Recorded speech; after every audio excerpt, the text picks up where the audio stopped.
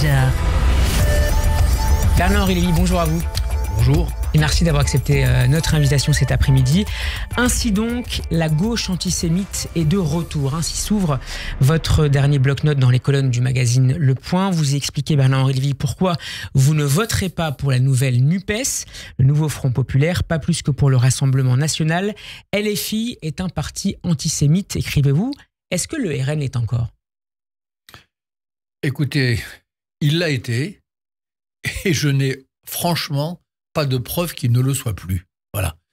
Et j'attends vraiment, et je crois que nous sommes tous dans l'attente de cela, des indications sérieuses témoignant du fait qu'il ne l'est plus. Parce que ne pas être antisémite, c'est pas juste dire je suis pas antisémite. Vous voyez, c'est virer tous les candidats, tous les conseillers locaux, les vider de ses rangs quand on est Rassemblement National, qui sont ouvertement antisémites, qui sont négationnistes, qui sont chopés à faire des saluts nazis sur leur page TikTok ou Facebook ou je ne sais pas quoi. Ouais. Ne plus être antisémite, c'est dire clairement qu'on a été jusqu'il y a 3 minutes, jusqu'à l'arrêt de la Cour de cassation d'avant-hier, très lié à 2 hommes, Monsieur Frédéric Chatillon, Monsieur Axel Lousteau, qui sont des antisémites déclarés, biberonnés à Alain Soral, et ainsi de suite. Voilà. Donc, les prises de position de Marine Le Pen ne suffisent pas. Mais, Steve, déjà, on ne cesse pas d'être antisémite par décret. Vous voyez, c'est pas une décision du bureau politique. On peut avoir été antisémite et ne plus l'être. On peut avoir été raciste et ne plus l'être. Ça arrive, bien sûr, heureusement. L'humanité n'est pas damnée. Mais ça suppose un travail, ça suppose un examen de soi, ça suppose des révolutions intimes. Moi, j'en connais des exemples dans l'histoire des idées, dans l'histoire de la littérature. Mais c'est pas comme ça. C'est pas juste un petit gars de 28 ans à qui des spin doctors ont dit tu vas oublier tes copains du GUD de ça, et voilà ce que tu vas dire je suis plus antisémite. Et d'ailleurs, le même gamin de 28 ans, quand un bon journaliste, Benjamin Duhamel, lui demande en direct, est-ce que vous pensez que le fondateur de votre parti, Jean-Marie Le Pen, était antisémite ou pas? Quand il faisait des jeux de mots du raffour crématoire, quand il disait que la Shoah et les chambres à gaz étaient un détail dans l'histoire de la Seconde Guerre mondiale, le petit bonhomme qui va peut-être être Premier ministre un jour, Monsieur Jordan Bardella, vous vous souvenez de la séquence, il n'a pas su répondre. Il ne savait pas. Il ne savait pas si Jean-Marie Le Pen était antisémite ou pas. Donc, c'est une blague. Voilà. C'est pas ça, avoir compris, avoir retravaillé l'ADN de son parti. C'est pas ça. Cette dissolution décidée par Emmanuel Macron, c'est a posteriori, et avant même les résultats, une erreur importante, stratégique. Une erreur stratégique. Vous savez, moi, je m'en fous des erreurs stratégiques. Je suis pas un communicant de qui que ce soit. Moi, ce que je vois, c'est qu'il y avait 2 poussées extrêmement fortes dans la société française, 2 vagues de fond qui montaient d'élection en élection, d'année en année. La vague RN et la vague LFI. C'est ainsi. Alors, on peut se demander pourquoi, bien sûr, ça c'est une autre histoire, mais ça montait irrésistiblement.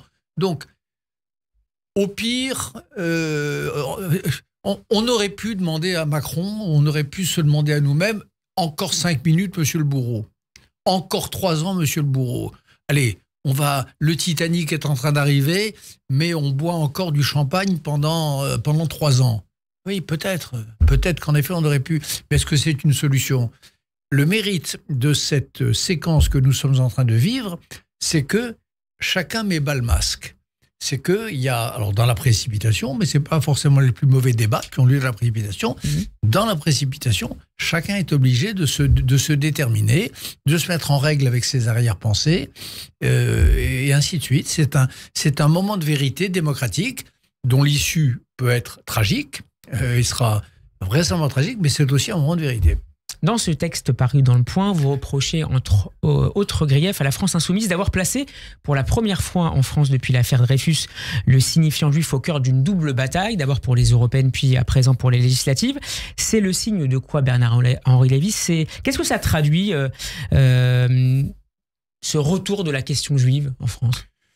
Ce retour de ce que plus personne n'osait depuis 1945 appeler, enfin depuis le livre de Sartre, ce que plus personne n'osait appeler la question juive, précisément. Parce que ça traduit, c'est que la France a changé et que la terre, comme disait Louis Aragon, la terre est bonne à tous les incendies. La terre française aujourd'hui, elle est bonne elle est mûre, elle est fertile pour cet incendie-là. Soit que les bandes de Mélenchon soient profondément antisémites, ce que pour certains d'entre eux, je crois. Soit qu'ils soient cyniques, mais qu'ils aient juste compris que les temps étaient mûrs. Le fait est qu'ils ont mené toute la campagne précédente, celle des européennes, tout entière, sur le thème de la réprobation des Juifs. Notamment autour de la figure de Rima Hassan. Mais pas seulement Rima Hassan et les autres, et Thomas Portes et machin, et j'ai même pas envie de les nommer, mais il y a pas qu'elle. C'est pas non plus, vous voyez, on lui fait tout porter. Il y en a d'autres, il y a des petits machos là. C'était une forme d'étendard aussi pour la France insoumise pendant quelques semaines. Mais bien entendu, mais il y a eu des étendards et puis il y a eu des petits porte-drapeaux tout autour, et c'était à qui allait être le plus insultant, le plus humiliant. Vous voyez, là, un collègue député traité de porc, l'évocation des dragons célestes pour un autre, les ricanements obscènes après le 7 octobre, vous vous souvenez, là en Tunisie, une autre, etc. La chef, on peut la nommer, la chef du groupe insoumis à l'Assemblée nationale, Mathilde Panot. Madame Panot, dans l'ancienne Assemblée nationale, qui reprend la rhétorique antisémite la plus crasse pour dire que la politique de la France est décidée par le CRIF. Elle dit ça à propos du ministre Séjourné. Donc, le crime l'immense faute des insoumis dans cette séquence-là où nous sommes, mais que moi je vois venir depuis longtemps, c'est pas là. C'est, en effet, pour la première fois depuis Maurice Barrès et le tout jeune Maurras, d'avoir fait toute une campagne où, à quelques questions qu'on leur posa, la réponse c'était les Juifs. Voilà. Ben ça, c'est dans la France moderne, c'est une très grande faute. Voilà. Et s'allier à cette force antisémite, comme le font aujourd'hui François Hollande ou Raphaël Glucksmann, c'est une faute morale et politique ? Je pense que c'est une faute, oui. Je pense que c'est une faute et que je comprends mal, d'ailleurs, dans le cas de la plupart d'entre eux, et en tout cas de la part des deux que vous mentionnez, je ne comprends pas ce choix. Je pense que quand on a réussi à fédérer sur son nom, comme Raphaël Glucksmann, pour lequel j'ai amitié, estime et tendresse, quand on a réussi à fédérer 14% des voix, accepter de se faire dépouiller au coin du bois par Olivier Faure, qui vient les livrer à la France insoumise, et puis accepter tout au long de but de se rallier à cette petite opération subreptice, c'est incompréhensible. Qu'est-ce que je vous dis ? En échange d'une charte contre l'antisémitisme. En échange d'un programme que personne n'a probablement dû lire, et dans lequel il y a une phrase où l'on promet de lutter contre l'antisémitisme et, vous l'avez lu la phrase, et contre l'islamophobie. Mettre sur le même plan la lutte contre l'antisémitisme et la lutte contre l'islamophobie, c'est absolument dégueulasse. Est-ce que ça signifie qu'à la différence du racisme ou de l'homophobie ou de l'islamophobie, l'antisémitisme n'est plus une ligne rouge pour une partie de la gauche social-démocrate ? Ben oui. Écoutez, visiblement. Regardez cette tribune qu'a publiée Le Monde récemment, cette tribune de Ari Halimi et Vincent Lemire. Ils disent exactement ce que vous dites que c'est pas une ligne rouge, puisqu'ils disent il y a en gros un mauvais antisémitisme, c'est l'antisémitisme ontologique, et il y a un moins mauvais antisémitisme, c'est l'antisémitisme de circonstance. Pardon, mais moi qui ai un peu d'oreille historique, ça me rappelle Maurras quand il disait il y a l'antisémitisme d'État et l'antisémitisme de peau. Alors quand c'est les fachos qui disent ça à Maurras, ça nous semble absolument inexcusable. Et là, M. Ari Halimi et M. Lemire qui font cette distinction-là entre un antisémitisme excusable parce qu'il serait lié à la guerre à Gaza et un antisémitisme inexcusable parce qu'il ferait corps avec l'ADN d'un parti, c'est tout aussi dégueulasse, pardonnez-moi. Donc, et ça veut dire que pour ces hommes, ces femmes, ils sont nombreux, hélas, pas tous, bien sûr. À gauche, c'est plus une ligne rouge.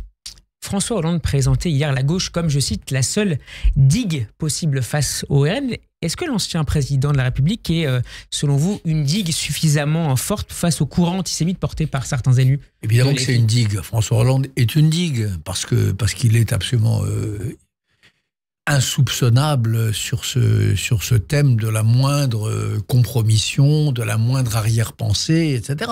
Moi, je vous dis que c'est incompréhensible qu'il ait accepté de se prêter à cette manip-là. C'est incompréhensible d'un point de vue politique. Mais lui, je suis certain qu'il n'a rien à voir avec ça. Mais un homme n'est pas une digue. Jamais. Ce qui compte, c'est le rapport de force. Ce qui compte, c'est le rapport de force. Ce qui compte, c'est un digue, c'est un barrage. Et un barrage, c'est beaucoup de monde. Donc, ce qui pouvait faire digue au Rassemblement national, c'est un vrai rassemblement républicain. La grande arnaque de cette affaire de nouveau Front populaire, il y en a plusieurs d'ailleurs. Déjà, l'appeler Front populaire, c'est déjà une arnaque. Ouais. Mais il y en a une autre, c'est de prétendre qu'ils sont le meilleur et le seul rempart au RN. C'est pas vrai. D'abord, ils sont pas un rempart. Je pourrais vous le démontrer. Ils sont même un tremplin. C'est-à-dire qu'il y a des tas de gens, malheureusement, qui vont voter Rassemblement national par peur parce qu'ils sont horrifiés ou exaspérés par Mélenchon et les siens. Donc ça s'appelle un tremplin, ça s'appelle pas un barrage, premièrement. Mais d'autre part, il y avait un autre barrage, franchement. Je veux dire, une alliance des républicains de probité, pas les républicains au sens Sarkozy, oui. Et des socialistes de probité, et des centristes, et des machins, et des macronistes. Mais ça aurait pu faire du monde, ça. Mais il fallait le faire dès le lendemain des européennes. Et là, je vous certifie... Voire dès le lendemain des législatives de 2022, après la présidentielle? Oui, on peut remonter aussi à la nuit des temps. En tout cas là, au lendemain du choc des européennes, du choc de la dissolution, un pays démocratique en bonne santé, une classe politique ayant vraiment le souci du bien commun, c'est ça qu'elle mettait en place. Avec des grandes voix comme Rocard en 1988. Non, le grand discours de Rocard, oui, peut-être. Voilà. Des grandes voix appelant à un front républicain le soir de la dissolution, ça construisait un barrage. Et un barrage, pas le barrage contre le Pacifique, un bon barrage. Les Juifs et la question anti-juive donc au cœur de la campagne, c'est sans doute également inédit à l'échelle européenne depuis longtemps, à l'exception de la Grande-Bretagne entre 2015 et 2020, lorsque Jeremy Corbyn dirigeait le Labour, la gauche socialiste britannique. Corbyn qui était défendu à l'époque sans vergogne par un certain Jean-Luc Mélenchon. Est-ce qu'on peut parler, Bernard-Henri Lévy, d'une sorte d'internationale anti-juive à l'extrême gauche et aujourd'hui, peut-être un peu au-delà, quand on regarde ce qui se passe au sein du Parti démocrate américain? Oui, mais c'est pas.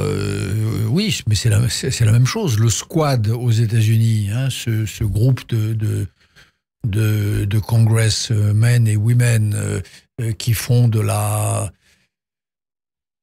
prétendu souci de la Palestine, l'alpha et l'oméga de leur programme. Et les travaillistes britanniques et les mélenchonistes français, c'est en effet la même chose. C'est remettre. Mais ça encore, l'Europe a connu ça. C'était comme ça.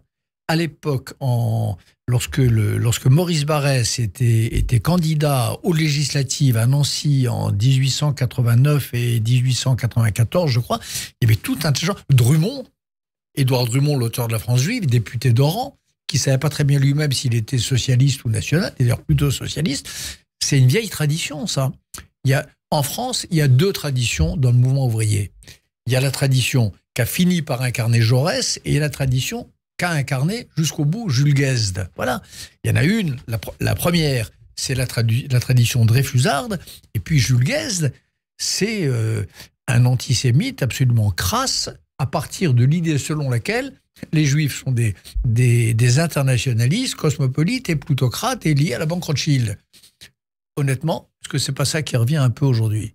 Précisément. Jean-Luc Mélenchon expliquait alors que les accusations d'antisémitisme contre Jeremy Corbyn étaient, je cite, le fait du grand rabbin d'Angleterre et de divers réseaux d'influence du Likoud. Fin de citation. En France, des élus de LFI ont multiplié les mises à l'index de personnalités juives, en particulier depuis le 7 octobre. On peut penser notamment à Yael Braun-Pivet ou plus récemment à Meyer Habib. Dans quelle mesure ça nourrit, Bernard-Henri Lévy, le passage à l'acte ? Dans quelle mesure est-ce que vous établissez un lien entre les paroles de la France insoumise et les actes antisémites dans la rue ? faut faire très attention avant d'établir des liens de cause à effet, et il ne faut pas tomber évidemment dans la causalité diabolique, ce que Léon Poliakov appelait la causalité diabolique. Cela dit, quand on banalise les mots, on finit par rendre acceptable la chose, c'est évident. Quand on sème le feu dans les esprits, quand on jette le feu dans les âmes, on finit par le jeter dans les rues, évidemment. Et quand on explique aux gens, et en particulier aux jeunes gens, à longueur de colonne, que les Israéliens, que les soldats juifs de Tsahal se conduisent comme des nazis, comme des assassins impardonnables, et que quand ils ne sont pas soldats, ils empoisonnent les puits, et qu'ils affament, et ceci et cela, on crée dans la société française ce type d'horreur, comme ce qu'on a vu à Courbevoie, où une petite fille, et pas une jeune fille, comme disent les gens bizarres, une petite fille qui n'a pas osé dire qu'elle était juive à son petit ami, et à qui le petit ami a fait payer ce mensonge au prix que vous savez, c'est-à-dire l'horreur absolue. Voilà. Mais ça, bien sûr que c'est lié à un climat. Ça ne serait jamais passé, ça, ce viol collectif, ce supplice physique et moral, ça ne serait pas passé il y a quelques années. Si on voilà, pas de cette manière, pas avec ces signifiants-là, etc. Dans ce climat, certains électeurs juifs envisagent aujourd'hui de voter RN, voire Reconquête, parce qu'ils sont en colère, parce qu'ils ont peur, parce qu'ils en ont assez d'être ciblés dans les médias, sur les réseaux sociaux ou dans la rue. Qu'est-ce que vous leur dites cet après-midi, Bernard-Henri Lévy ? Que du plus profond de mon cœur et de ma mémoire et de ma réflexion, je pense que c'est une erreur. Je pense que le vote RN est un vote terrible. C'est un vote qui va contre ce que nous sommes, nous les Juifs, au plus profond de nous-mêmes. Je pense que, comment vous dire, il y a l'antisémitisme, et puis il y a aussi l'âme juive, les valeurs juives. Il y a aussi ce dont nous sommes, ce dont les gens qui nous écoutent sont porteurs, et cette noble et grande tradition de ce génie du judaïsme. Je pense que toute compromission avec ce Rassemblement national, cette vulgarité d'âme, cette bassesse, cette violence, et sera désastreuse pour nous, pour les Juifs. Le RN n'est pas devenu un parti pro-juif, comme l'a déclaré il y a quelques jours Serge Klarsfeld. Mais je vous l'ai dit en commençant cette conversation, je ne le crois pas. Et je pense, hélas, que Serge Klarsfeld, pour lequel j'ai tant de respect, d'admiration et de reconnaissance, je crois que là, il pêche, ce qui arrive aux très grands hommes, il pêche par naïveté.